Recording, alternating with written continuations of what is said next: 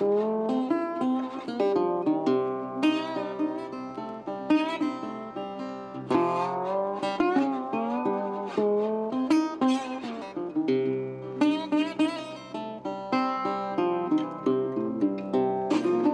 up, guys? Jordan from Bennett's Customs. We're back on another episode, 2024. Crazy 2023 year it was, especially with YouTube and stuff, and how far we've kind of taken the channel over the last year and couple years. Massive thank you again. We say it all the time, but we do owe you guys, and you know, all of our appreciation. 2024 is going to be a big year. We got some really cool opportunities, some really amazing travel trips, and especially some build series coming through for the year. Without further ado, we are going to get stuck straight into this. We are going to create some like recessed boxing plates that will end up being the foundation for our motor mounts that we're going to make in order to get this bolted into this and removing the transmission jack and just letting it sit there, you know, with that cradle that we fabricated. So we need to get the cradle on the table, finish weld that up. We need to get our links or our bushing, mounted on. And then we're gonna start to figure out how we're gonna create these recessed boxing plates. Yeah, just wanted to give a little shout out to the boys at Air Ride Suspension Supplies. They gave us a little goodie pack. We got some air fresheners, a few stickers, a couple keychains and stuff in there. They do have a really nice Hoppus 2-pump setup that, you know, we'll be probably looking at in the future when we get the 55 olds back in. Maybe, who knows? Hydros? Could be pretty cool. But anyways, let's get into this video. All right, so as I mentioned, I am gonna try and get this thing fixed down to the fab table and squared up, and then we are gonna try and get our end links, or call them motor mounts, fitted on here. And I actually don't want them to be dead center. I want them to just be offset slightly. And that's just going to help up inside kind of where we have a bit of, you know, the area where we want to make the motor mounts. It's going to help if they're just kind of set back a little bit. And then once everything's kind of clamped down, then I'll probably do one full pass on this side, let it cool down naturally, and then we'll flip it over, clamp it all down, do the other side, and then basically the cradle is essentially finished. And then we can bolt this to the back of the transmission, get this back up inside there, and then we can start to work out exactly how we're going to fit this.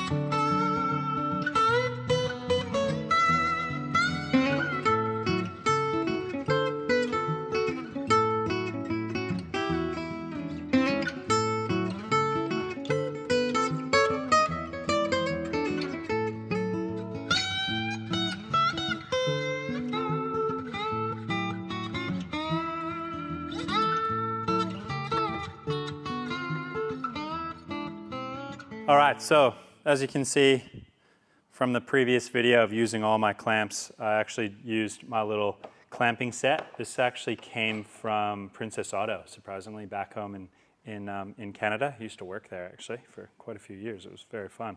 But anyways, I was able to drill some holes in our fab table and get this clamped down and square. The great thing about this is it comes with all different sizes and you know, your different threads and all sorts, just to make sure that it's kind of a universal fit for how you need to try and clamp everything down. And then I'm just going to put my degree on here, making sure everything is square, making sure these are square, and then I'm going to give everything a wipe down, and then I think what we can do is start to tack some stuff and start to run a few passes on here.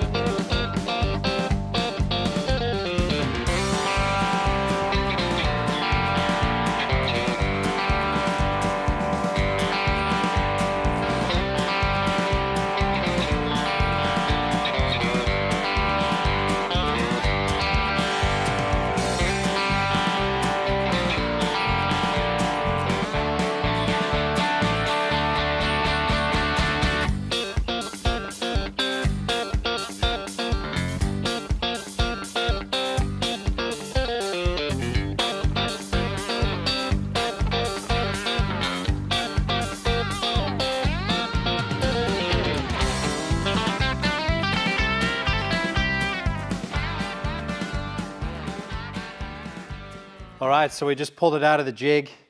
I've just put one side in for our bushings, and I'll just show you how I'm gonna do that. It's pretty self-explanatory. I was able to, obviously get some a good amount of heat into those welds, which was really nice. I've just put a little bit of assembly grease on these bushings. It just makes them a little bit easier to install into its home. So just flip this over. And then once this is on, I'm gonna go and bolt this back onto the bell housing and get it underneath the van again.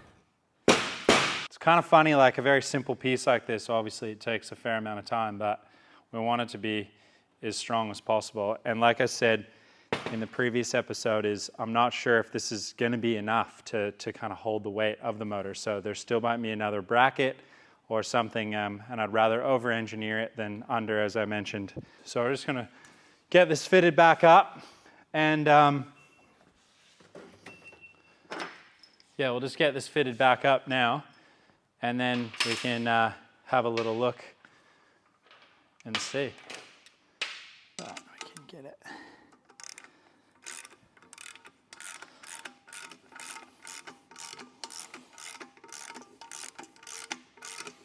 It's a tricky one. These motors are a little bit tough to be able to kind of fit perfectly.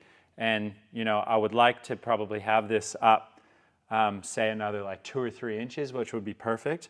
But with those Subaru transmissions, the shaft that comes out that is needs to be connected for obviously your gears, it kind of comes up on an angle. It's almost like a 7.5 degree angle. So that angle, the higher we go up, the steeper or sharper our uni joints are going to be in order to try and make it work. And you don't want those to bond. I want this thing to obviously shift really, really nicely. What I did was I stuck a tire under, and this is obviously sort of at a, using our high-tech stand. This is definitely at a lower stance than, kind of what it will be running at ride height. But I'm trying to, anticipate a full load of people in the van, an esky in the back full of beers, maybe the dogs in there, stuff on the roof rack. We want to fully load this thing and say, okay, this is sort of where we were at. What's our ground clearance towards the bottom of the motor and our cradle and everything. So we have about 255 mil from the bottom of the tire to the bottom of the cradle, which is here. Now we can kind of go, okay, this is where we need to make the mounts. And I'm gonna start to make some cardboard templates in here. And once I kind of get those done and sort of explain what I'm doing, I think you'll get a better idea of how I think I'm gonna try and mount this. And it's probably gonna evolve a little bit as we go.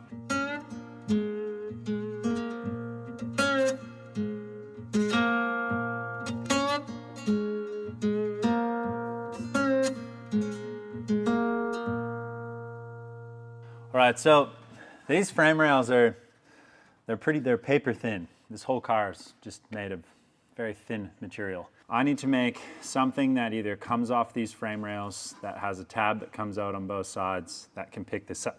What I'm thinking is maybe I make a piece that comes, we can even fix it into there if we want to, and we sort of box this frame rail.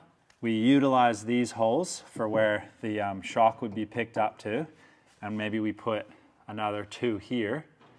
That way we can use a metal sleeve that we can weld in to both sides. So that's gonna help the boxing not want to collapse on itself, and it also will help it, just kind of sideways as well.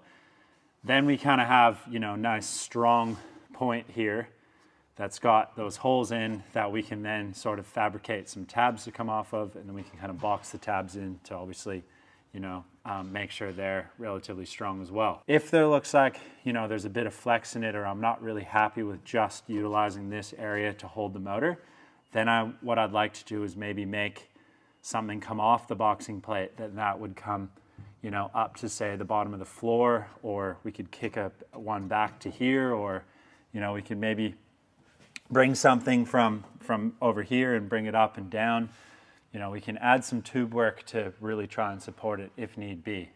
So let's get the cardboard out and start getting on the cardboard assisted designs, the CAD drawing.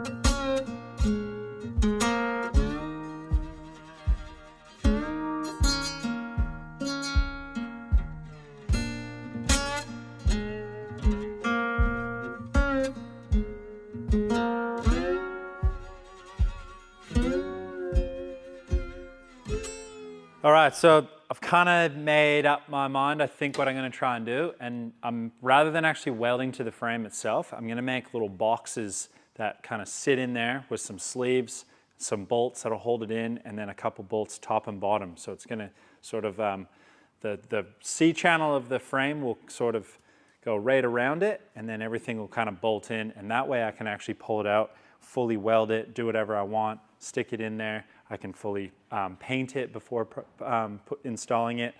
And then once it's all in there, that thing's, you know, not going anywhere as far as all the high tensile bolts that will be holding it in. And I also wanted to mention something. A lot of people have commented on me using cardboard as a bit of a trace pattern with my plasma cutter.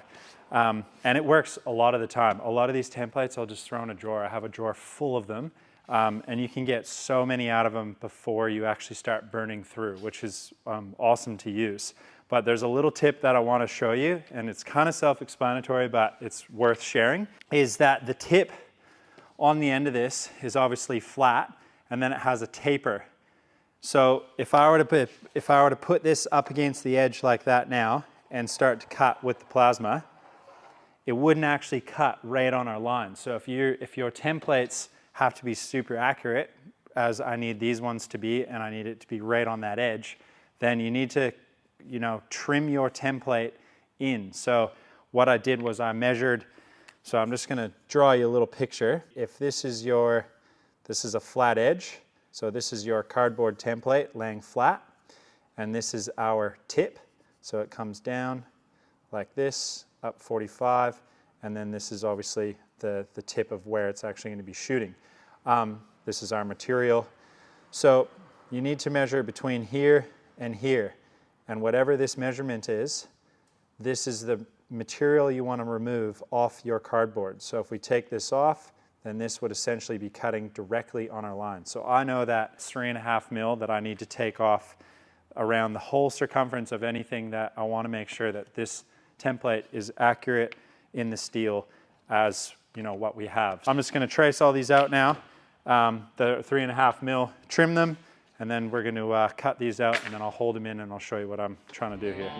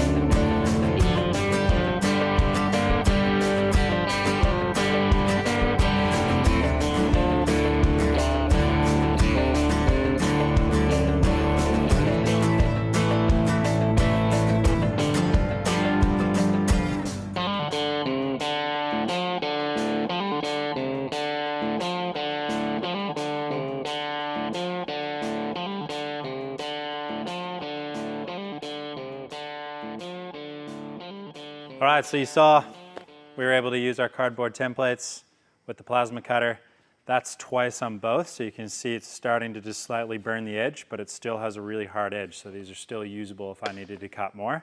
And then obviously we cut them, and then I just hit them with the linisher just to knock off all the little dross that comes on it. But this is sort of where I'm at. I've made this little setup here, and all it is just a couple of pieces of flat bar, little 25 by 25 square tubing. This keeps it square. It just has a little bit of play, and I can kind of lift up or bend down. And as I go in little increments, you can see that it slowly starts to shape these. So what I can do now is I can stick this inside the frame rail. We can clamp both the top and bottom of these inside the channel of the frame, and I can walk over and show you. And then I can tack it. Then what I'm going to do is find some sleeve that I can run maybe like a 1/2 inch bolt, and I'd like to do maybe 3 1/2 inch bolt through here, sleeve. So this would, you know, we'd drill a hole and we'd weld it on the outside on both sides. So that's kind of obviously keeping it very rigid. This is kind of what we're going to try and build, is basically a mini little box or frame rail. So if you want, I'll just take you over and I'll show you what I mean.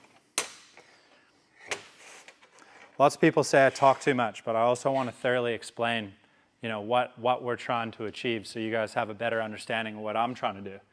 And a lot of the time, I'm kind of explaining what I'm thinking I'm going to do, and then whether or not it'll work out, you guys get to kind of see it in real time. But I got these little shims here.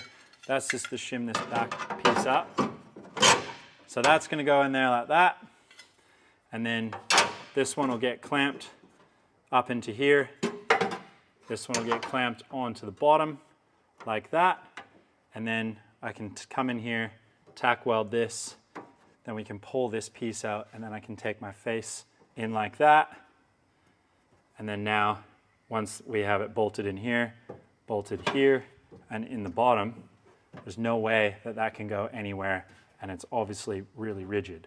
So that is that's what I'm trying to muster up. And look, we're adding a fair amount of material back there as far as weight and stuff goes.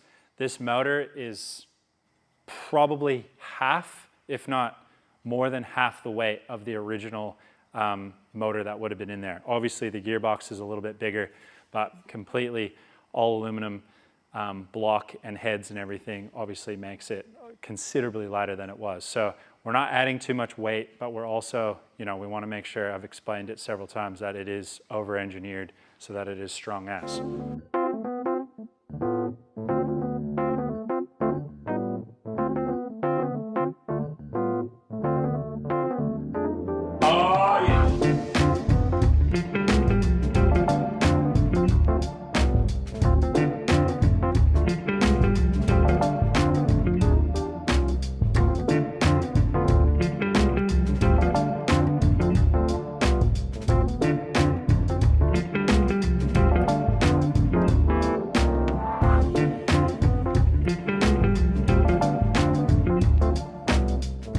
So that's essentially what we're trying to make.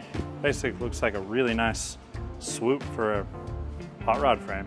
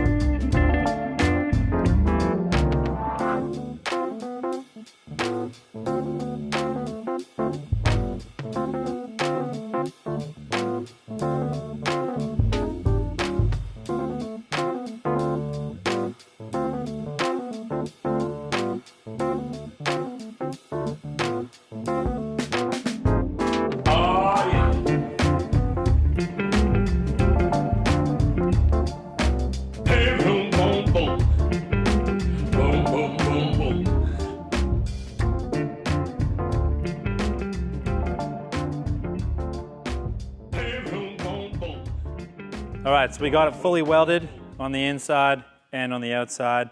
You saw I TIG welded one side and then I MIG welded the other just to kind of show two different options. And then just blended it using that technique with the square wheel on the air grinder. Works really well. As you can see, I have two holes drilled in it as well, and those two holes pick up the original mounts for where the shock goes, so I can utilize that again, which is great.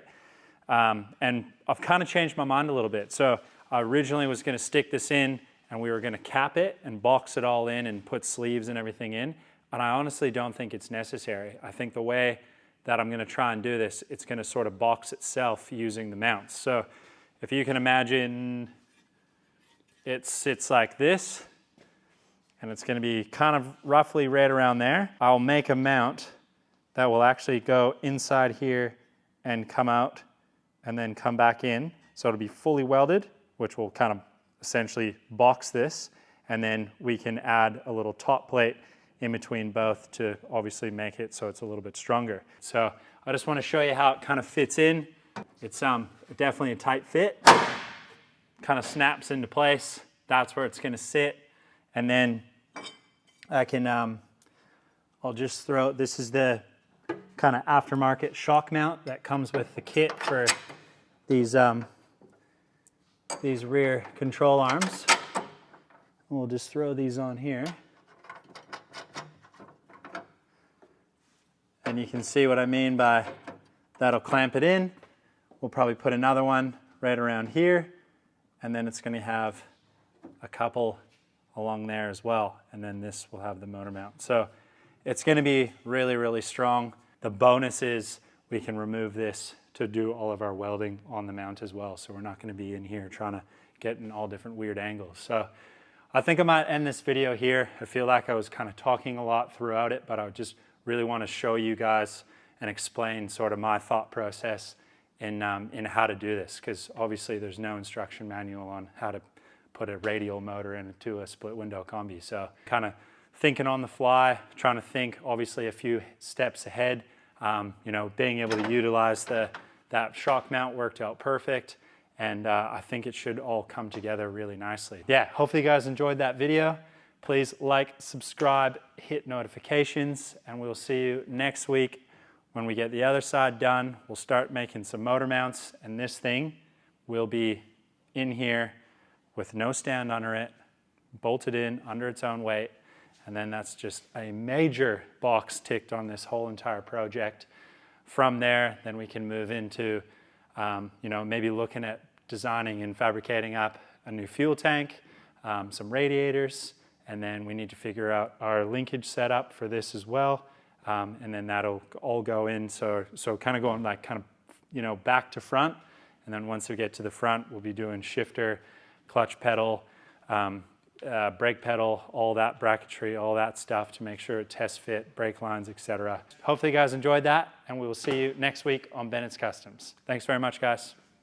Out down the road, thought I have to see.